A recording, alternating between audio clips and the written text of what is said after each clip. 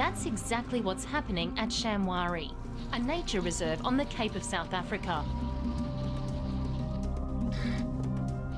The livestock is getting a one-way ticket out and the wildlife is moving back in.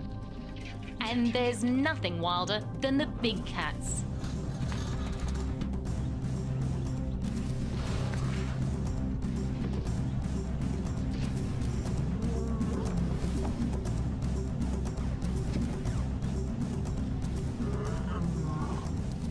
After 2 centuries in exile, the lions, leopards and cheetahs are reclaiming their land. And when the prime predators return, the consequences will be deadly.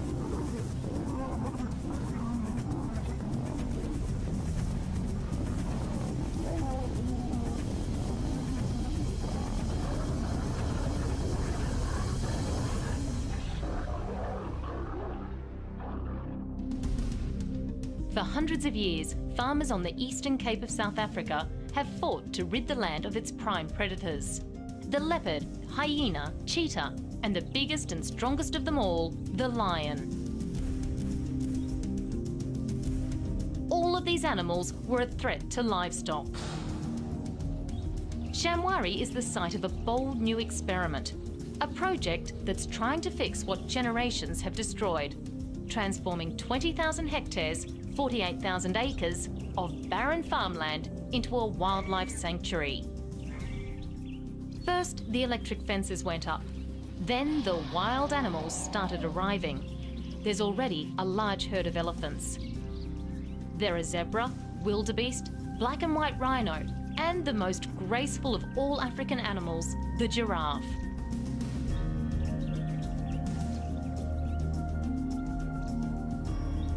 All the new arrivals have come from wildlife reserves that are overstocked and need to find new homes for them. Today, we start the most crucial stage of this groundbreaking project. It's time to introduce the first of our prime predators, the lion, the mightiest of the big cats. There are 3 of them, a 2-year-old male we've named Temba and 2 sisters, Nonku and Nompu. This enclosure has been their home for the past 2 months. It's allowed them to get used to their new surroundings. Now it's where they feel safe, and chances are they won't want to leave. A fresh carcass is being brought in to lure them out.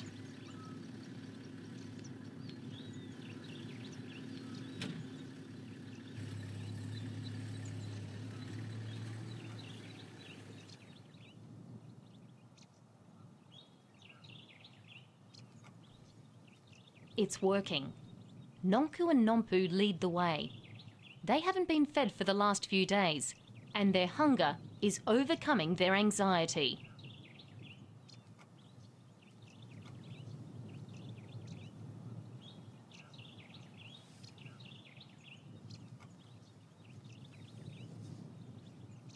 But our sisters are taking it very slowly. They can't work out what's happened to the electric fence, and they're worried they might get zapped if they go any further. This caution is good. It means they've already learnt their most important lesson. Electric fences mean danger. It's a lesson that could save their lives once they're released. Shamwari is surrounded by farms. If the lions leave the reserve, there's a very good chance they would be shot by farmers trying to protect their livestock. That would be a disaster. With less than 21,000 African lions left in the wild, every one of these lives is precious.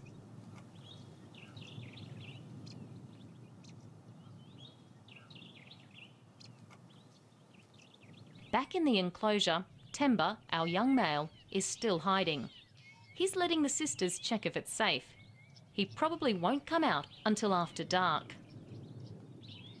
We'll have plenty of time to get to know him. Over the next year, Shamwari's veterinarian, Johan Joubert, and ecologist John O'Brien will be following the progress of our lions. Anything could happen. The bushy vegetation of the Cape is very different from the grassy plains our lions are used to.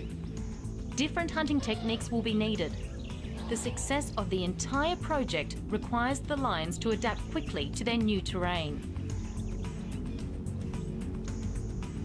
If they make it through and eventually breed, then the Shamwari experiment will be heralded a success.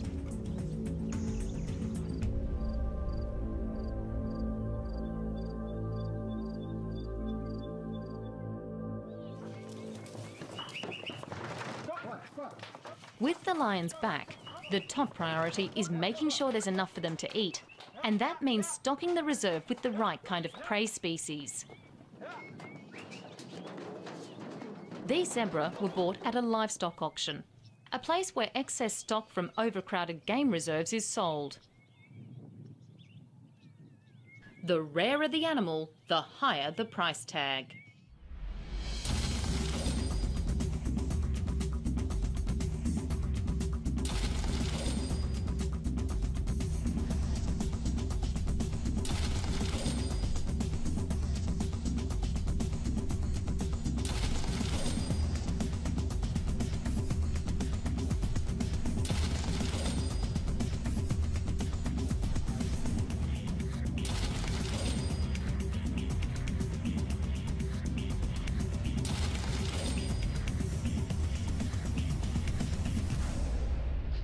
It's not going to be cheap keeping our prime predators.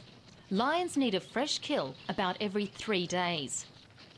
If prey becomes thin on the ground, then the lions might turn their attention to the sheep farms that border the reserve. It's making the local farmers nervous. The last thing they want is the return of the prime predators threatening their stock. Shamwari's veterinarian, Johan Joubert, has called a meeting to try and set their minds at ease. The farmers are worried warthogs will be able to dig their way under the fences and provide an escape route for the predators. Johan is explaining there's no need to be concerned. Live electric cables have been placed at ground level to stop this happening. We'll soon know if it's working. Our lions are already on the prowl.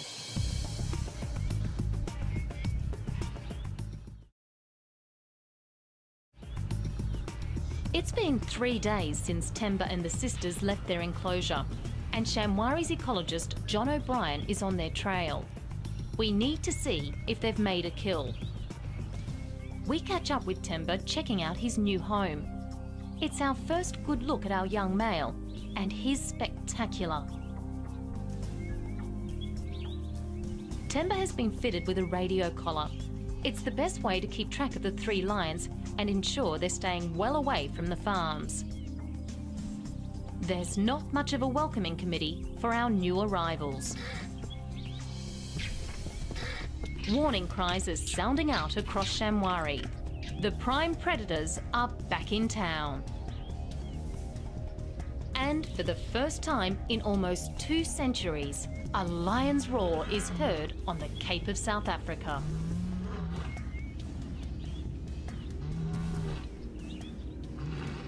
It's making the herbivores, the vegetarians, very nervous.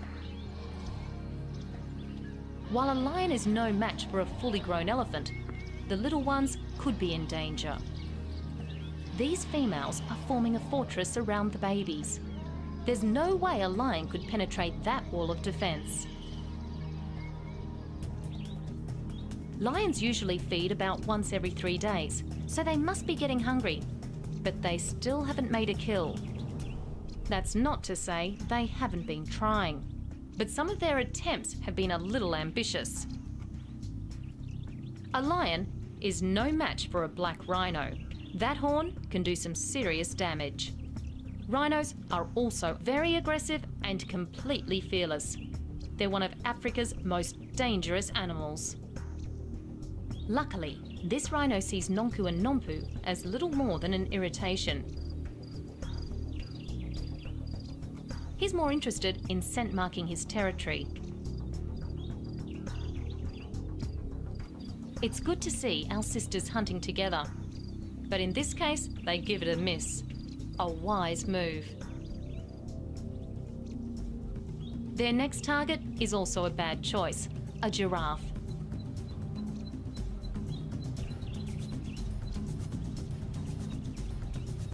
Just one kick from those powerful legs can mean instant death.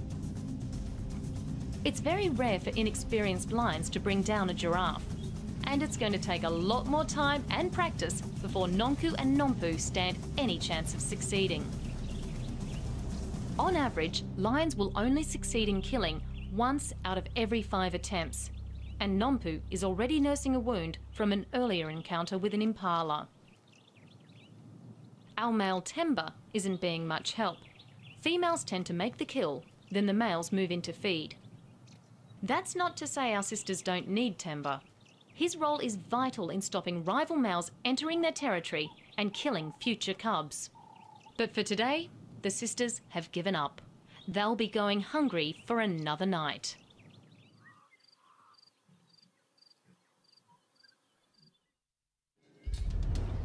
It's time to meet Shamwari's newest recruits, a deadly duo of cheetah. They've been cared for at a wildlife shelter in southern Africa, part of the National Cheetah Conservation Project. The shelter rescued the 2 cheetah from a certain death sentence.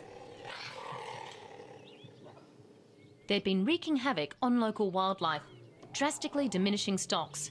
They had to go or risk being shot. Now they have a chance of a new life at Shamwari. But first, we have to get them there. And the largest of the 2 is fighting the tranquilizer. He needs a top-up. Cheetah are amazing animals. They're the smallest of the big cats, but also the fastest, reaching speeds of up to 70 miles, 110 kilometres an hour. This is the slowest you'll ever see a cheetah move. Now they're down, we have to move fast. There's a long journey ahead. The less time they're sedated, the quicker they'll recover once they reach Shamwari.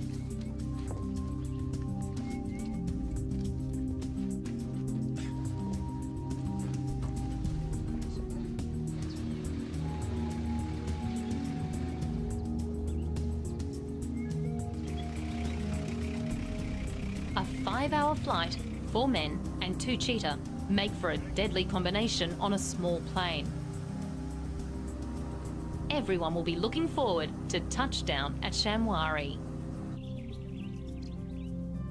Back at the reserve, our lions still haven't eaten, and the electric fences are about to be put to the test. We've tracked our pride of lions to a hill overlooking a neighbouring farm. The sheep next door must be very tempting, but it seems our lions have learnt their lesson. Stay away from the electric fences. Besides, there's plenty of prey nearby.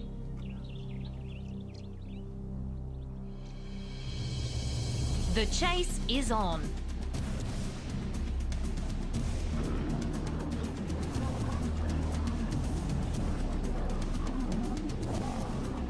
The lions have made their first kill. It's a huge relief for everybody involved in the Shamwari project.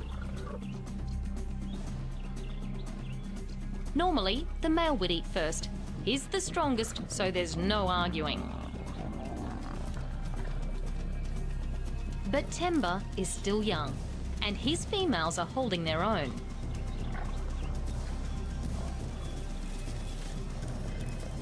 These guys are built for feeding. On an empty stomach, a male can eat up to 50 kilos, 110 pounds of meat at a single sitting. And they don't even have to chew before they swallow.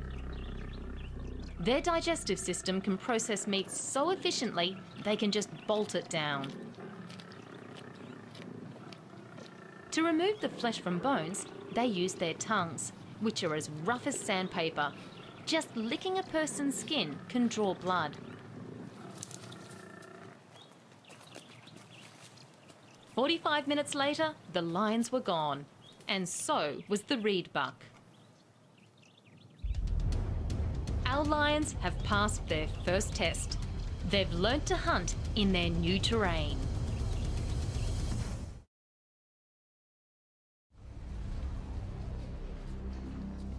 At Shamwari's veterinary centre, our deadly duo of cheetah have touched down. The first job is fitting them with radio transmitters. It's vital we keep track of the cheetah. They tend to make a fresh kill every day, and if they get into the surrounding farms, they could wreak serious havoc on the livestock. Normally, you use a radio collar when you want to fit a tracking device. But cheetah have such a flexible body that it's almost impossible to keep a collar on them. That's why we have to put the transmitter inside the abdominal cavity. This transmitter has a battery that lasts about 18 months.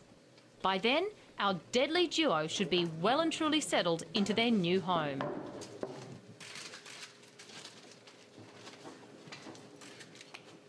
Like the lion, cheetah are a threatened species, with less than 15,000 left in the wild. They need all the help they can get. Each one we can save is a real victory.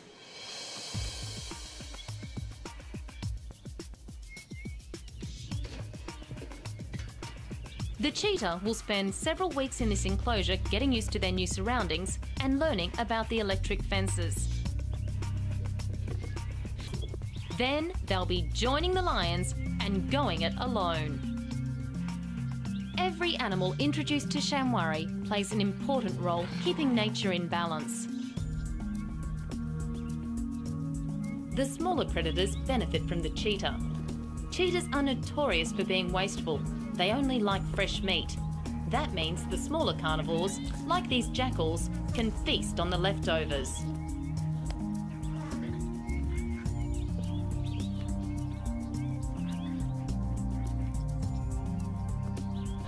Elephants are also important for the survival of many of the smaller species.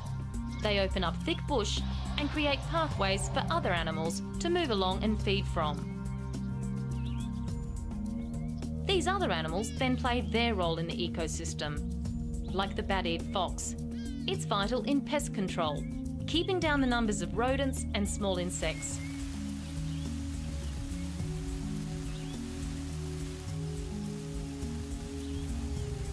Then there's the herbivores. They have two roles.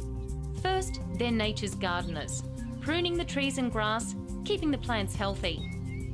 Their second function is food for the prime predators. Getting the Shamwari experiment to work is all about getting the right balance of animals in the ecosystem.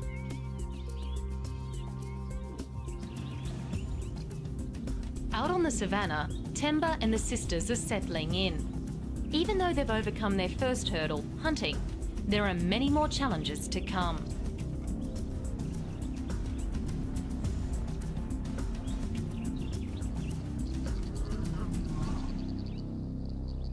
Temba is scent marking his territory.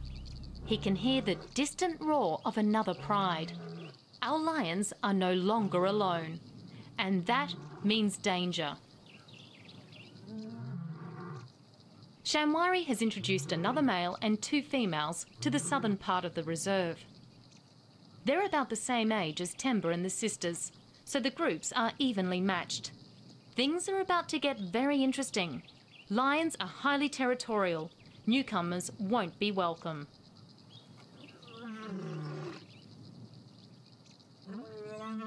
Temba's heard the other male. He's responding, sending out a powerful roar.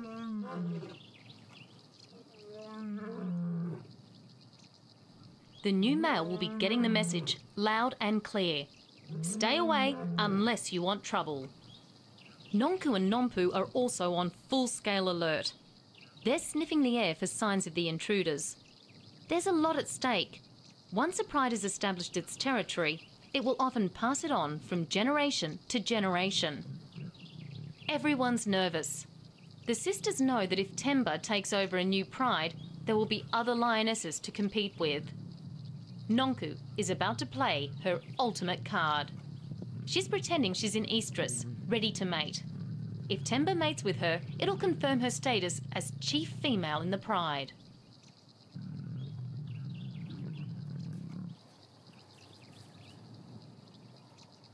Temba isn't fooled.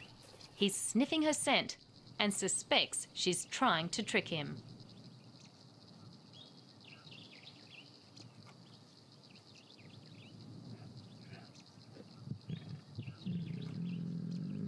Nonku just can't take a hint, and Temba has had enough.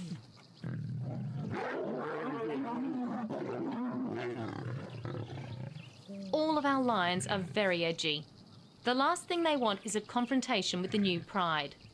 But it's only a matter of time before they meet. We're about to introduce another prime predator.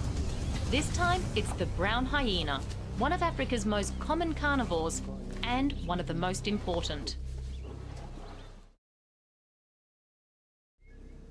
Hyenas play a vital role in nature, quickly scavenging what the lions and cheetahs leave behind. They're the waste disposal team, helping stop the spread of disease from rotting carcasses. In fact, their powerful jaws and cast iron stomach allow them to eat just about anything, including bones. The only parts not fully digested are hair, horns and hooves. They might be important in nature, but that doesn't make hyenas popular with farmers. This one was injured after being trapped. It would have been killed if Shamwari hadn't stepped in.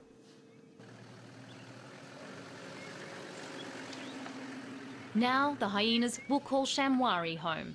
Here they'll be safe from people. Like so many other animals in Africa, the brown hyena's very existence is being threatened by land clearing and farming.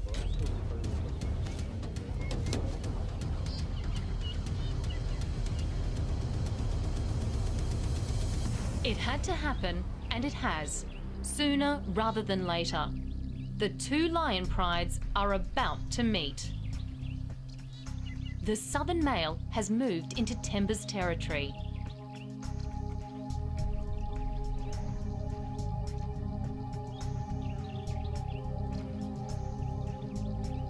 Temba is checking out his competition.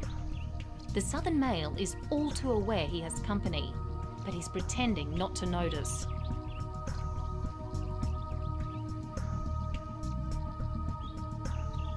Both of our lions want time to evaluate the strength of their opponent before they decide on their next move. Both know how much damage their canines and razor-sharp claws are capable of inflicting. They're formidable weapons, and like any animal, they'll try and avoid fighting whenever possible. But sometimes it's just unavoidable. In fact, 3/4 of all male lions die a violent death. It's very rare for a male to reach old age. Temba has sized up the competition and he knows it's an even match. He backs off, for now. But this is only the beginning. Both males know that one day, one of them will make a move.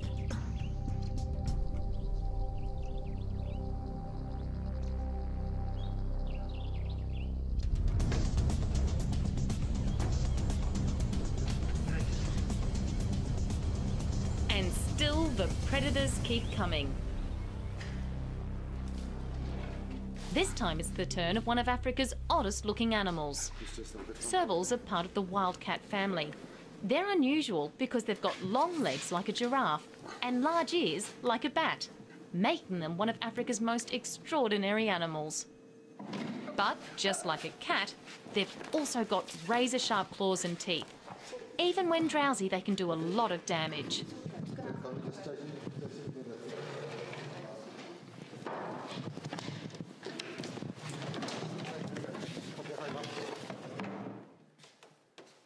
Servals will play an important role in the Shamwari ecosystem. They may be small, but they can eat around 4,000 rodents in a single year.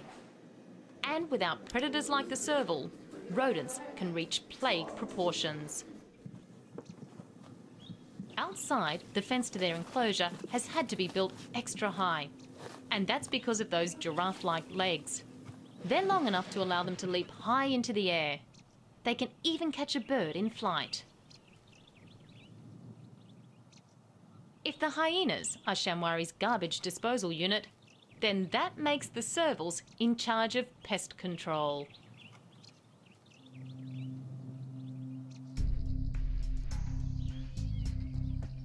The time has finally come. The southern male is still in Temba's territory, too close for comfort, and Temba is about to be ambushed for the second time. Both males already bear the scars from an earlier clash, and we're about to witness round 2. The southern male is moving in. Lions have large pads on their feet. They're soft to muffle sound when stalking, and big enough to bring down a zebra with one slap. They can also do a lot of damage to another lion.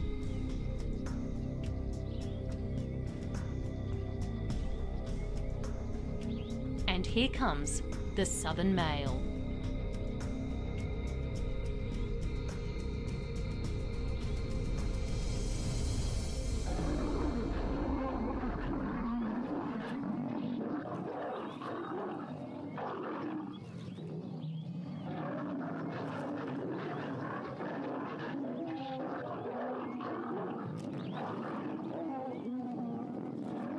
One of the lion's best defences can be the size of its mane. The bigger it is, the better buffer it provides to teeth and claws.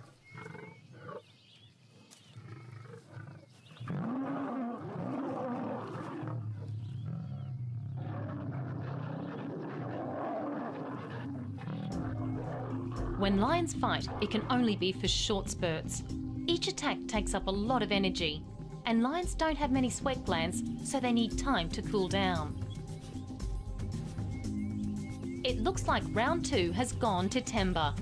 He's proved himself a force to be reckoned with. With a victory under his belt, Temba is making sure our southern male knows who's boss. He's driving him out. There can only be one king of this domain. It's a lesson our cheetah will need to learn, and fast. Lions are the cheetah's greatest enemy.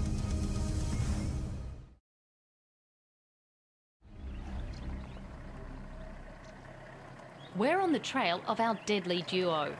Our cheetah have been released into the reserve, and Shamwari's ecologist John O'Brien needs to know how they're doing.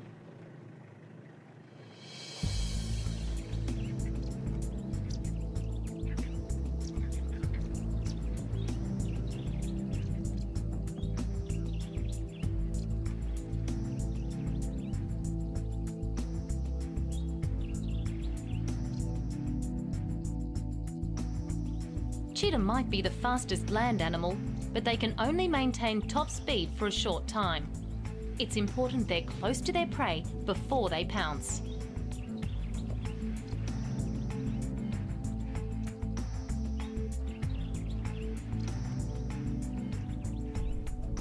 Our cheetah doesn't know it, but it's playing a dangerous game. Temba is nearby, and lions and cheetahs are age-old enemies. If Temba smells the cheetah, then chances are he'll attack, and a cheetah is no match for the strength of a lion.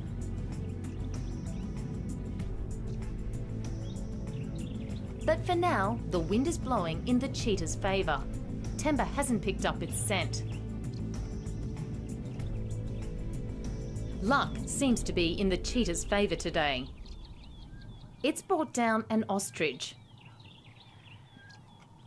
Our cheetahs seem to be adapting quickly to their new terrain, although a curious rhino is making this cat very nervous.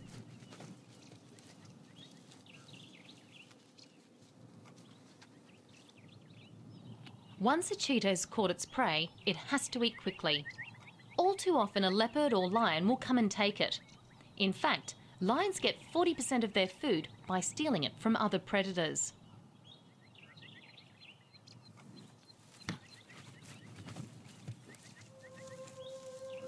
Cheetah are the best of all the big cats when it comes to hunting.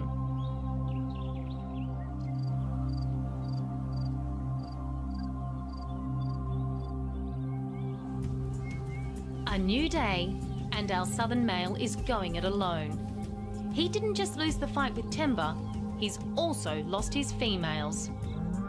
The southern lionesses are paying Temba a visit. Nonku and Nompu aren't impressed. The last thing they want is competition for Temba's attention.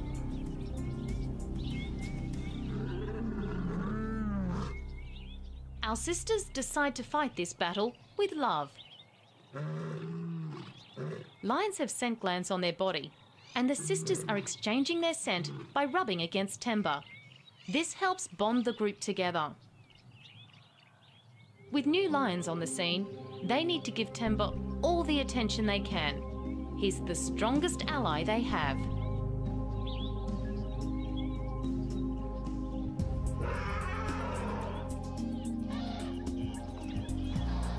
Across the mountain, our southern male is getting thirsty. He's been on a hot and dusty search for his females. Just like Temba, he's young and inexperienced. Without his females, he will need to learn to hunt alone, and that means there could be tough times ahead.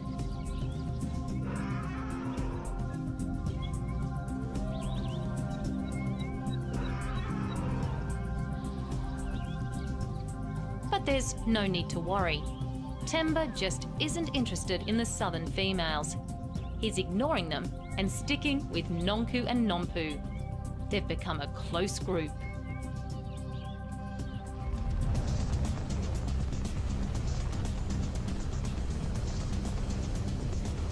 It's time for the final prime predators to be added to the mix. Johan is picking up 2 leopards, Matimba and Savannah. Once they come to you, they will open up so you can see it. They've spent most of their lives being cared for in captivity. As wild cubs, they were abandoned by their mother. Wildlife carer Brian Jones rescued and reared them. Now it's time for them to go back where they belong. Matimba and Savannah will be Shamwari's biggest challenge so far. Our leopards have had no experience in the wild, and they may find it difficult coping on their own once they're released. We'll be carefully monitoring their progress, but only time will tell.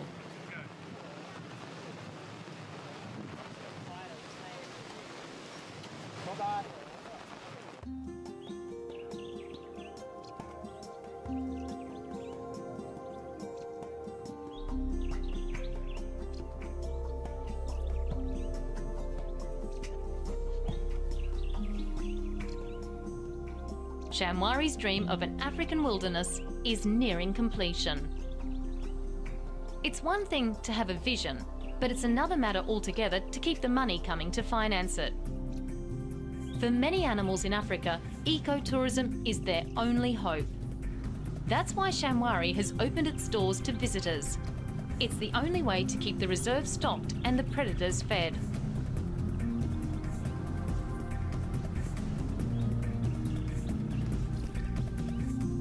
Our lions have been eating their way through thousands of dollars worth of prey. They can consume an average of 10 kilos of meat a day.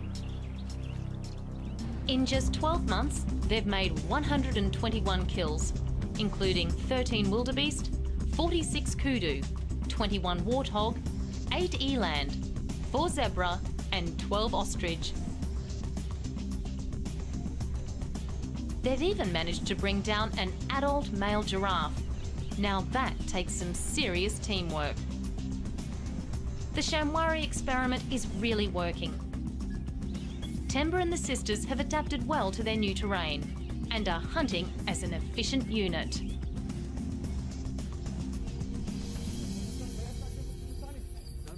Just as things seem to be working out perfectly, one of the orphaned leopards is playing up. Savannah is causing problems at the visitors' lodge. She seems to prefer the company of humans to animals. She slipped into the grounds of the centre through a gate that had been accidentally left open.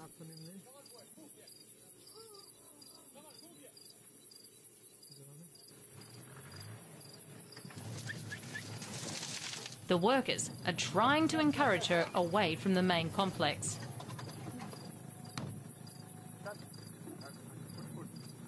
It may take some time before Savannah is completely comfortable in the wild, but it's much better she's out on her own, giving it a go, than the alternative, locked up in a cage somewhere.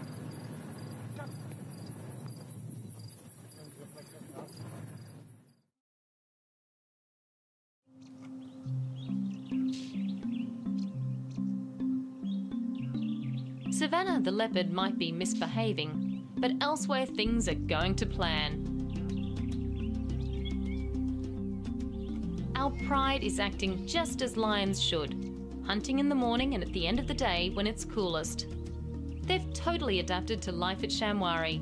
In fact, Temba is so comfortable he's making plans for a few new additions.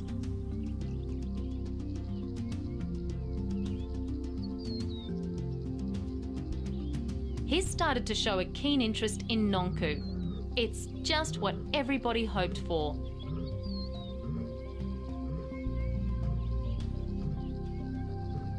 Temba is about 3 years old now and ready to mate. But first, he has to get Nonku to cooperate. When a lioness first comes into estrus, she isn't yet ready to ovulate. For that to happen, she has to mate. This is what induces ovulation. If she isn't interested in the male, she can simply fend him off by sitting down. Nonku is playing hard to get. Once the female is in the mood, she'll lie down and the male will mount her. Once they start, they'll mate up to 40 times a day. It can take up to 1,500 copulations for a female to become pregnant. Each session is over in a minute or two at the most, and usually ends in a flash of fangs and claws as the female lashes out at the male.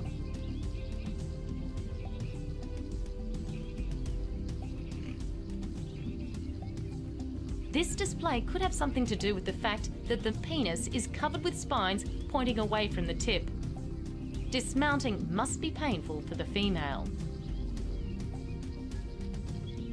With luck, 3 months from now, Nonku will give birth and Shamwari will see its first prime predator cubs.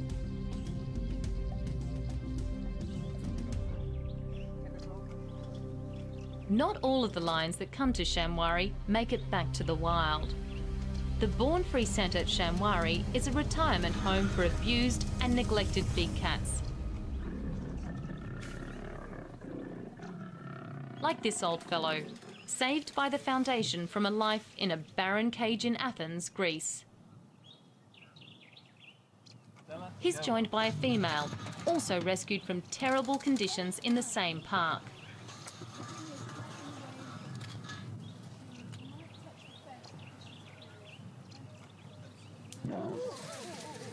They'll never have the skills to go back to the wild, but this enclosure can offer them the next best thing. Here they can live out their days in comfort and help educate people on the plight of wild animals.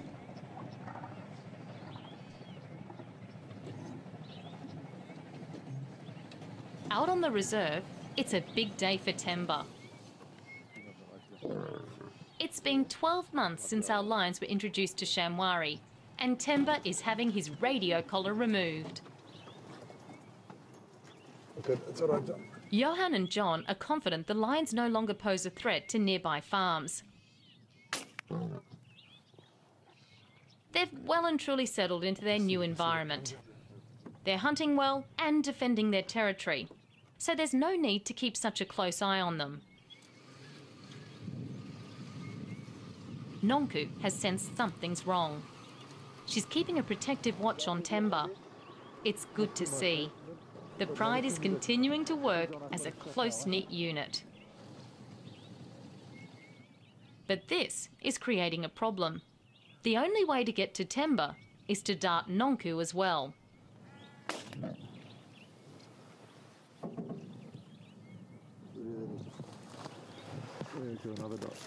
Both the lions are finally down, and Johan can move in. Temba is still aware of what's going on, but the drug is preventing him from lashing out. Johan still needs to be careful. This is an incredibly powerful animal he's dealing with.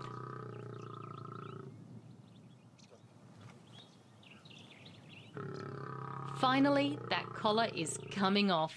Temba's beautiful mane can now be displayed in all its glory.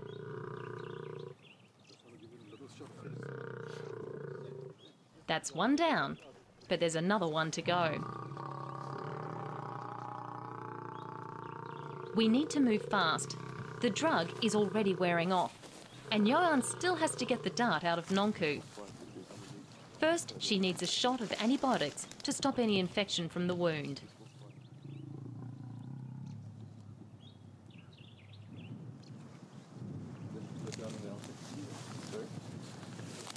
Then it's time to get that dart out.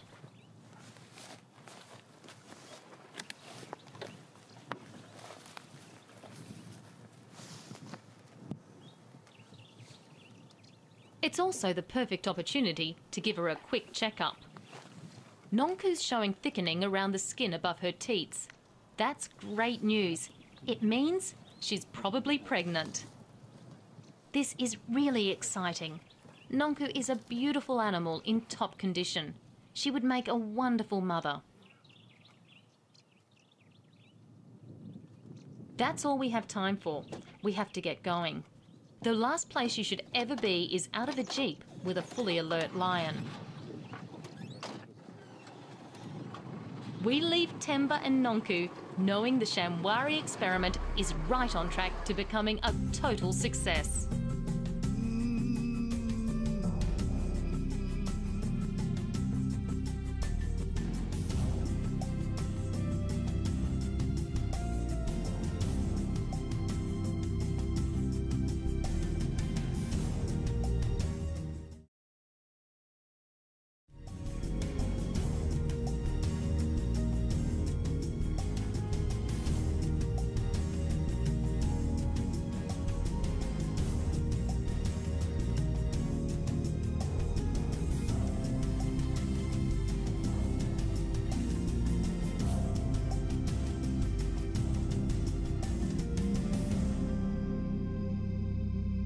All of the animals at Shamwari are doing really well.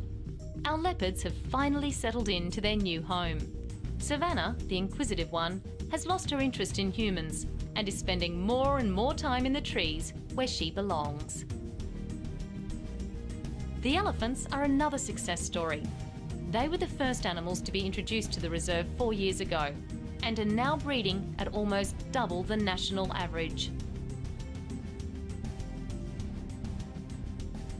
As for our brown hyenas, well, we haven't seen a lot of them, but we know they're out there and breeding, picking at the leftovers from kills and carrying out their all-important role as nature's cleanup team.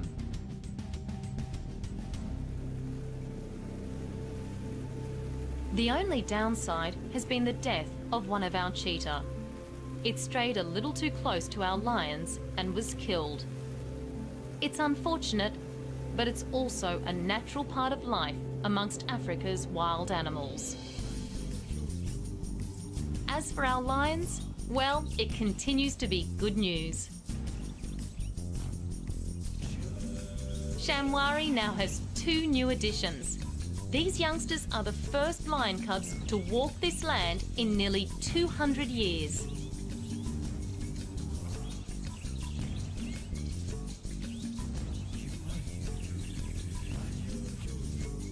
Just as we thought, Nonku is proving to be a good mother. She's just made a fresh kill and is bringing the little ones in to feed. When hunting, lions hide their cubs in a safe place, returning for them once they've made a kill.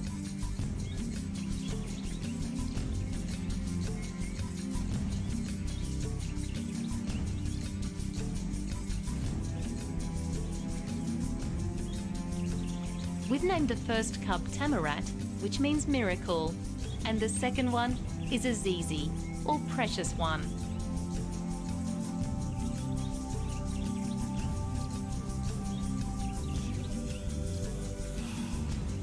It's hoped these 2 little cubs will represent a beautiful future for all of Africa's animals. They're proof that we can fix what past generations have destroyed and turn a barren landscape into a haven for wild animals.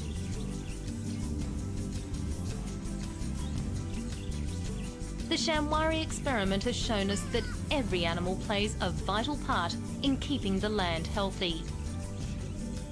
The loss of just one species can throw nature out of balance. That's why Shamwari has been given the stamp of approval from one of Africa's leading environmentalists, Dr. Ian Player. And when you look at what was here, and I came here 10 years ago with him when there was 2,000 odd acres. There are now 45,000 acres, and all the animals have come back. So the lion was the last. So in Zulu terms, it was the idlozi, the spirit of the animal has come back into the land. And thank the great God.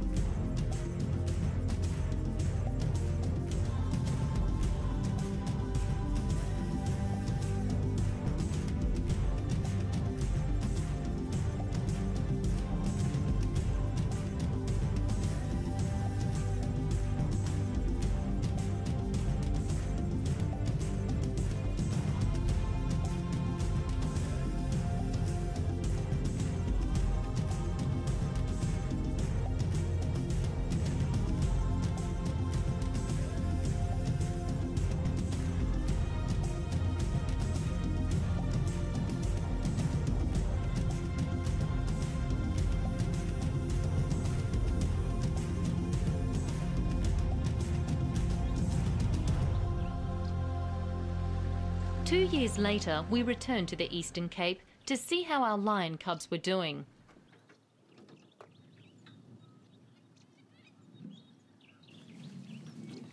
History was repeating itself. Tamarat and Azizi had been moved to a new reserve. A fresh carcass was being brought in to lure them out into the open. Like anywhere in Africa, the land can only support so many predators. In a reserve like Shamwari, the numbers have to be controlled. And that meant moving our cubs to another sanctuary on the Eastern Cape, also owned by Shamwari.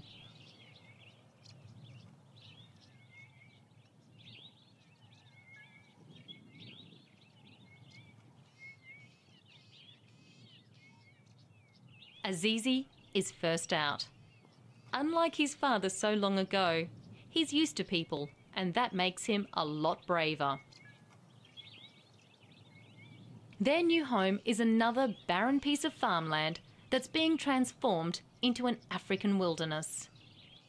Like their parents before them, these youngsters are the first lions to walk this land in hundreds of years. The prime predators have reclaimed another piece of Africa's Eastern Cape.